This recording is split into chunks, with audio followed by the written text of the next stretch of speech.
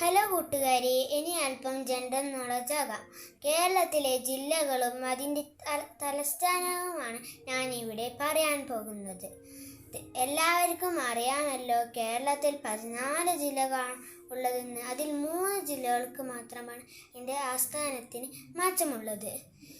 എൻ്റെ വീഡിയോയ്ക്ക് ലൈക്കും സബ്സ്ക്രൈബും കമൻറ്റും ഷെയറും ചെയ്യുക. അതെനിക്കൊരു മോട്ടിവേഷനാണ്. എന്നാൽ നമുക്ക് വീഡിയോയിലേക്ക് പോകാം. നമുക്ക് ആദ്യം വടക്കിൽ നിന്ന് തുടങ്ങാം. കാസർഗോഡ്, കണ്ണൂർ, വയനാട്, കോഴിക്കോട്, മലപ്പുറം, പാലക്കാട്, തൃശ്ശൂർ, എറണാകുളം, ആലപ്പുഴ, കോട്ടയം, ഇടുക്കി, പത്തനംതിട്ട, കൊല്ലം, തിരുവനന്തപുരം. ഇതിൽ 3 ജില്ലകൾക്ക് മാത്രമാണ് അതിൻ്റെ ആസ്ഥാനത്തിന് മാറ്റമുള്ളത്.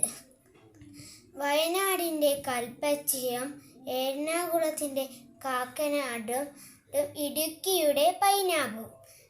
ബാക്കി എല്ലാ ജില്ലകൾക്കും അതിൻ്റെ ആസ്ഥാനത്തിന് സെയിമാണ്. ബൈ.